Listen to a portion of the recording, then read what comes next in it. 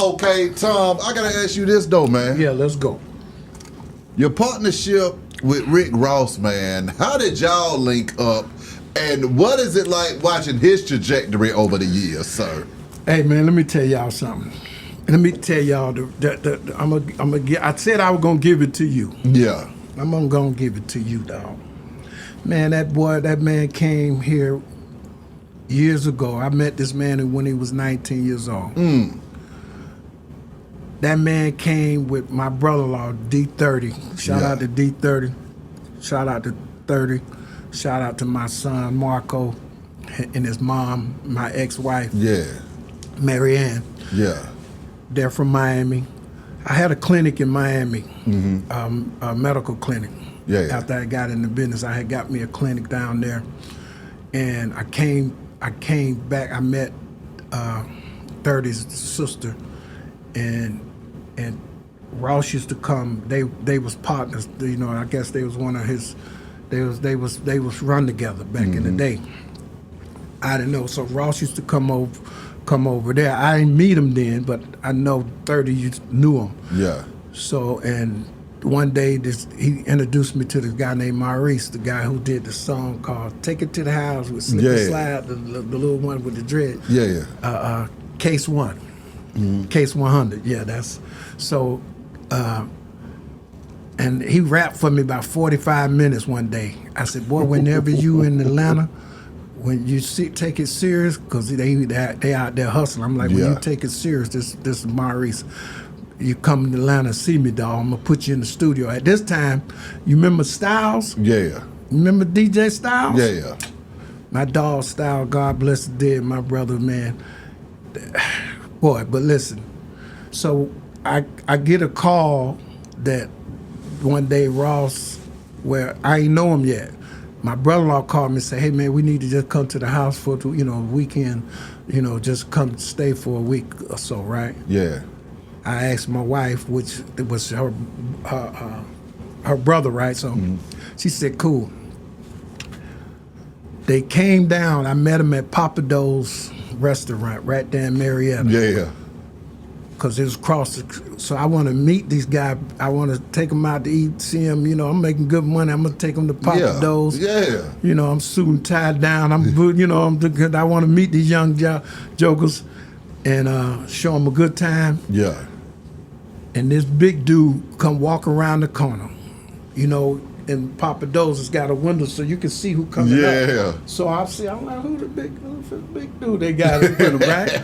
So I thought I was just meeting with Maurice and my brother-in-law just to see the little young dude rap for me, right? So big boy come walking up, man. He just had an air about himself. He walked in the room. I say, "Big boy, you don't rap. I do a little something, but I ain't. I'm hustling right now, man. Yeah. Right there, they on the hustle tip, right? Right. So he wasn't really stunned like that, but you know what I mean. So he said, "Wow, OG." I said, "Boy, you walked in this bitch like you own this motherfucker." He had a Wonder Woman. I call it a Wonder Woman bracelet. Yeah. You remember that bracelet she had? That big old bracelet. It was all diamonds. Exactly. This nigga 19. Shorts, riding. He had a rust color Dodge truck. See that? Whipped out. I mean, he's 19. I said, "Boy, that boy they doing something." I ain't know they were one of the youngest hustlers in the way they came from. I ain't getting into all that. Exactly. I don't do all that talking. That's shit. right. But I know the real Rick Ross. I can tell you that much. Yeah. Them young niggas wasn't playing the game, no lotto. You hear me? So this before all the officer shit. Nobody ain't told me about the officer shit, all that bullshit, right? So I used to argue. So long story, he asked me one day, just, "Hey man, brother, let me ride with you." And he rode with me. From that point on, when we went through that little situation, I respected him from that, and I think that's where we kind of got our bond together. Yeah. So I took him over to Styles Studio, at the home studio. The first day we in there, they done got in an argument, Ross and the other. I didn't know they just known each other. They were just riding with each other. Yeah. Ross was bringing them down. Yeah. From where they was coming from, right? So Yeah. I was like, how y'all arguing? I didn't know at the time they didn't know each other. My brother-in-law done got these two riding together. So the way the other one rap, I said, boy, this one rap like Tupac. He beat on the chest and singing, rapping. He was doing that singing, rapping before everybody, right? Yeah. And then this joker sound like Biggie, right? Yeah. Talking about, so I take them over to, so they wanted a little smoke. So I know who handled the smoke. Exactly. I called my boy Block. I go over to the studio, our partner studio where I met him years ago. I take him over there too. So I mean, I meet Block. They met up with Block. Block and him hit it off real cool. Yeah. So we come back. I took him over to Greg Street House. Street with Block. Me and Block. Block, the first one to introduce him to Street. Yeah. But then we went to Noontime. We done some stuff. Yeah. So Ross started getting on. He even got on Mechanicville USA. Yeah. On Big Gee's album, right? It's crazy. So Ross was he had a flow by himself. Mm-hmm. And then fast forward, I still got the picture on my IG. You can go down and look at it. It's my lawyer I met, little short black guy, say, hey man, I got Shaq coming in town. Mm-hmm. You say you got that artist, you want to bring him back, both of them artists, man, I'll give you a chance. I said, what? Okay, so they had, remember all the artists, not artists, but all the actors had this restaurant. It was called America's, they're right downtown. Yeah. American Pop, American something. Yeah. So Shaq comes there. We go to meet Shaq. I tell Maurice, you go first, and let Ross go second. Yeah. So Maurice go, Shaq, we finally, Maurice go rap, Shaq like, okay. Yeah. So it was Fat Boy time. We call him Fat Boy. Yeah. Fat Boy get up there. All I can remember, right, this nigga standing side by side of Shaq. He said, some. He said, I hit your knee high, slap you. Pow! Straight out your motherfucking felines, right? Listen, when that nigga said that, man. Yeah. I laughed. Shaq took off and ran around the whole goddamn. Shaq came back. I'm signing. Yeah. Boy, I like this. You know what I'm saying? I'm signing them. But I didn't get the manager's doggone information. That was one of my first big mistakes. Yeah.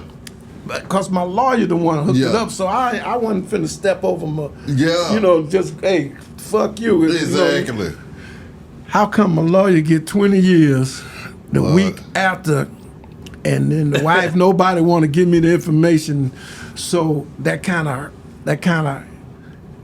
upset Ross them, because I bet it did. Because we couldn't get, so Maurice went back first, and he got with Slip and Slide. Yeah. Ross cussed Ross, that motherfucker done got with them motherfucking. So then Ross finally leave, right? Yeah. Next thing you know, he down there with Slip and Slide too. I called, I said, nigga, how you gonna get mad? He said, dang, nigga, I gotta make some money, Tom. You know, he got to do something. But so, Ross, boy, Ross used to write for so many people. People don't know Ross been had that pen game. Yeah. He been had it, you know what I'm saying? And then when he came back, he allowed me to do Deeper Than Rap album. Yeah. And then he left, and he finally got, people don't know, it took us, from that time, it took us 9 years. They don't know it took us 9 to 10 years before Hustling got hit. We thought we was out of there when we did his first 4 songs. We went to the How Can I Be Down and the Splash Downs in Miami and all that bullshit. We thought we was out of here on the first 4 songs, but it took a while, and that man came back and got me. That's why I never, man, a lot of folks talk that shit. That man came back looking for me. Come on now. You feel me? Yeah. To get me. The first time he came, Block done threw some shit in the game. You know what I mean? Block done told the nigga, man, the Tomcat, and next thing you know, he say he see me sitting behind the board like I'm happy over that Block. You know, but me, you know, I'm wherever I go, I'm gonna make the best of it, right? Me, so we back there, but that's how I first met him. Yeah. But when I tell you, man, he came back and got me. We had lost contact for a while, but one day I did a whole mixtape with him and well, not him, with one of his artists, Kesey. Yeah. And damn, what's the young nigga used to hang with Shawty Low? Front Street. Front Street. Yeah, Front Street. They did like a little mixtape together. Okay, then. So I did it in a week. We did it, and so one day when Ross came from out of town, Ross heard it. Ross said, "Man, who did that?" He said, "Tomcat, my Tomcat." You know what I mean? Like, So he said he knew then, like, boy, Tom ain't finna fuck with it. He finna goddamn go. So when Ross called me, he sent for me to Miami. And that point, I told when I told him, I said, "Boy, I'm finna go back with Ross, man." Yeah. And just learn the business. And they took me from there. I done been to California. I done been around the world in the military, but not like on no real work, like on the job when I was in the service. Man, when I tell you, man, I went around. I done traveled the world with that nigga. I was been here with him every day since. Feel me? So, Tom, talk to me about that growth, though. Watching that man go from a hustling artist to a multi-millionaire, and watching him make those plays outside of music that allowed him to grow at the same time. I'm gonna tell you what Ross told me. I told everybody this. I tell every artist. Yeah. You have to buy in. One day I come. And Ross said, "Tom, I said, I done bought in." I said, "What you mean?" He said, "Man, I ain't finna be nothing but a rapper the rest of my life. Fuck that." He said, "I'm finna learn everything." We didn't know no Jay-Z. We didn't know Dwayne. We didn't know none of them niggas. He picked up a book and studied his craft. Yeah. He picked up and read up on all these niggas, everybody. And now he got songs with y'all ain't even heard with Jay-Z. He got more unreleased songs with Jay-Z than anybody I know. Damn. He got more. What I'm saying is that he studied his craft, y'all. Yeah. And then he went to work.